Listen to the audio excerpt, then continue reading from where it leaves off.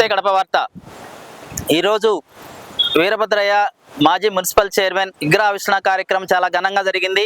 ఈ కార్యక్రమానికి ముఖ్య అతిథులుగా రాంప్రసాద్ రెడ్డి గారు మరియు ఇమ్మడి సిద్ధేశ్వర స్వామి గారు కూడా అటెండ్ అయ్యారు. దాంతోపాటు ముఖ్య అతిథులుగా ఇచ్చేసినటువంటి రాయపాటి అరుణ, ది మోస్ట్ పవర్ఫుల్ బ్రాండ్. ముఖ్యంగా గత ఎలక్షన్స్ టైంలో వైఎస్ జగన్మోహన్ రెడ్డి గారిని చీల్చి చెండాడినటువంటి వీరవనిత ప్రస్తుత రాజకీయాల గురించి, రాజకీయాల్లో జరుగుతున్నటువంటి విశేషాల గురించి మనతో చర్చించడానికి రాయపాటి అరుణ గారితో ప్రత్యేక ఇంటర్వ్యూ. నమస్తే అమ్మా. నమస్తే అండి. ముఖ్యంగా వాట్సాప్ లో మీ కార్యక్రమాలు చూస్తుంటాం. జగన్మోహన్ రెడ్డి గారిని మీరు దాదాపు ఆక్షేపించినట్లు కానీ, మీరు ఇస్తున్నటువంటి ఆయన కౌంటర్స్ కానీ వేరే వాళ్ళు ఎవరు ఇవ్వలేదు. చాలా ఎక్సలెంట్గా ఇచ్చారు. మీ వాక్చాతుర్యం కూడా చాలా ఎక్సలెంట్గా ఉంది.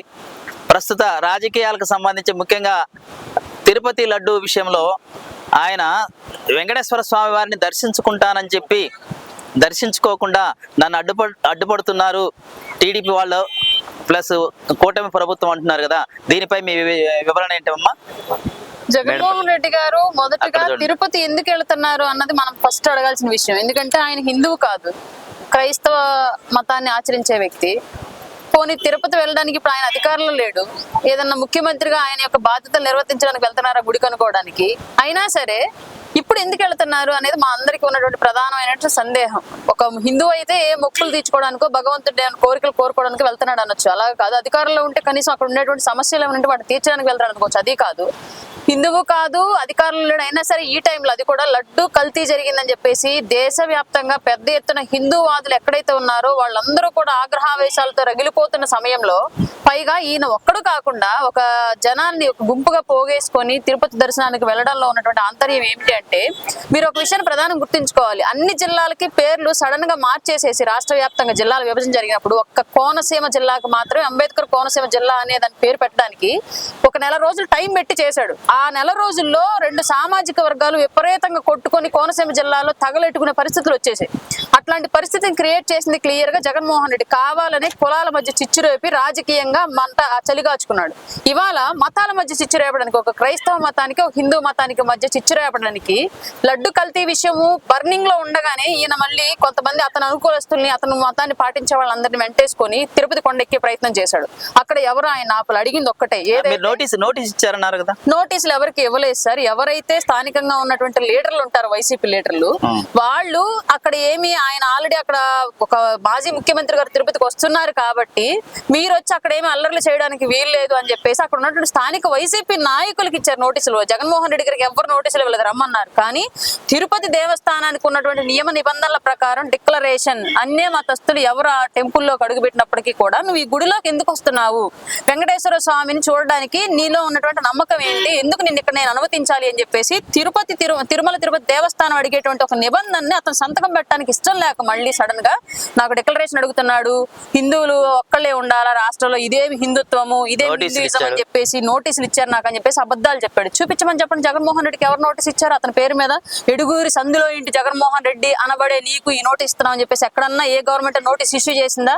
వైసీపీలో లోకల్ గా గొడవలు అల్లర్లు సృష్టించే నాయకులు ఎవరైతే ఉన్నారో గతంలో 155 ప్రకారం బైండ్ ఓవర్ కింద పోలీస్ స్టేషన్లకు ఎవరైతే వెళ్ళున్నారో వాళ్ళకి మాత్రమే నోటీసులు ఇష్యూ చేశారు. దీన్ని కూడా రాజకీయం చేసి మతాన్ని కూడా, భక్తిని కూడా, భగవంతుని కూడా రాజకీయం చేసుకుని వాడుకోవాలని చూశాడు. కాబట్టి జగన్మోహన్ రెడ్డి ప్రజలు ఇతని యొక్క రాజకీయ అనుభవాన్ని ఇష్టపడక 150 నుంచి 11కు తెచ్చి కూర్చోబెట్టారు. ఇప్పటికైనా పద్ధతి మార్చుకోకపోతే 11 కాదుగా అసలు పార్టీ ఉండకుండా చేస్తారా ఆంధ్ర రాష్ట్ర ప్రజలు?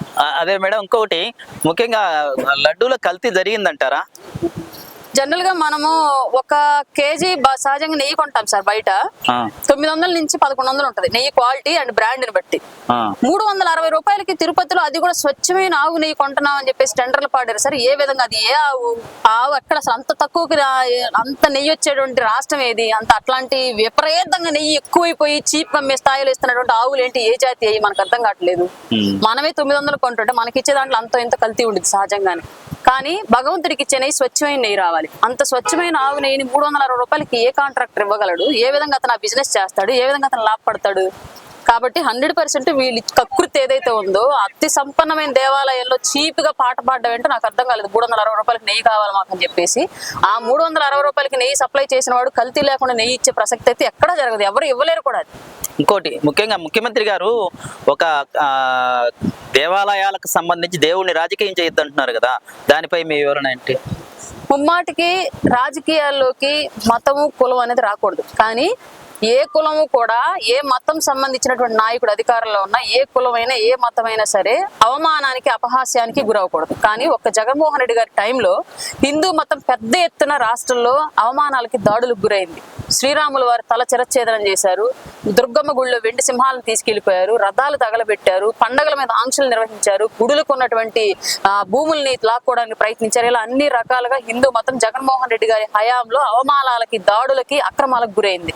అది ఖచ్చితంగా రాజకీయాల్లో మనందరం కూడా దూరం పెట్టాల్సిన అంశం. ఇవాళ కూడా సాక్షాత్తు మా పార్టీ అధ్యక్షులు జనసేన అధ్యక్షులు శ్రీ పవన్ కళ్యాణ్ గారు చేస్తున్నటువంటి ఈ దీక్ష కూడా పూర్తిగా గత ప్రభుత్వాలు చేసినటువంటి తప్పులకి ప్రాయశ్చిత్తంగా ఇప్పుడున్నటువంటి ప్రభుత్వంగా మేం భగవంతుడిని శాంతించమని కోరుతున్నామని చెప్పేసి ఆ దీక్ష చేపట్టాడు.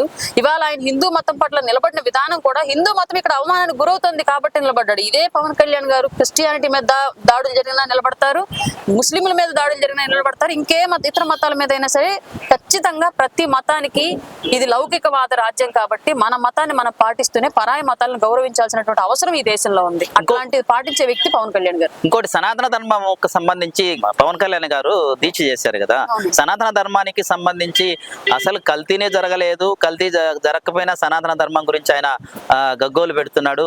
ఆయన ఆల్రెడీ వేరే అన్ని మతస్థులని కూడా ఆయన ఆల్రెడీ వివాహం చేసుకున్నారు కదా అని అంటున్నారు కదా మిగతా పార్టీ వాళ్ళు, దానిపై మీ వివరణ? ఇతర మతాలను గౌరవించాలి అని క్లియర్ గా చెప్తూ ఉన్నప్పుడు ఇతర మతాలను పెళ్లి చేసుకోకూడదండి, తప్ప అదేమన్నా పెళ్లి చేసుకుంటే?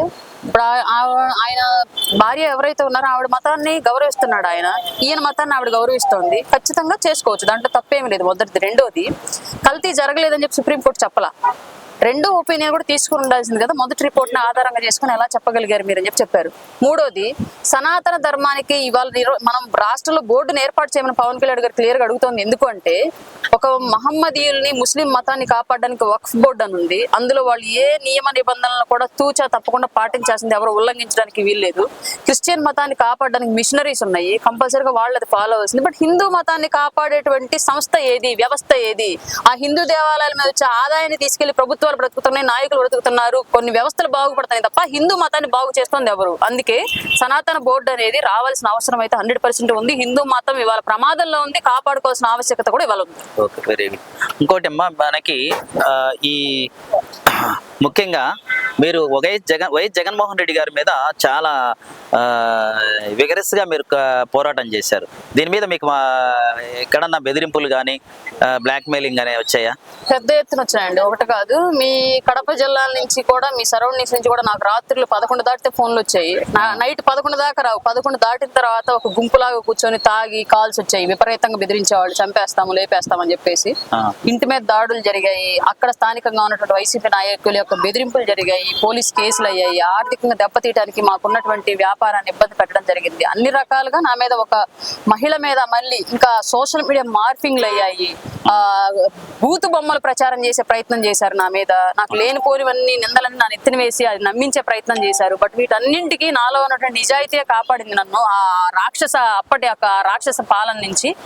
ఎన్ని చెయ్యాలో ఒక మహిళను అన్ని చేశారండి. ఎందులోనూ వైసీపీ వెనకడు వేయకుండా ప్రతి దానిలో నన్ను ఆటంకాలు ఏర్పాటు చేసి నన్ను అడ్డుకోవడానికి ప్రయత్నం చేసింది.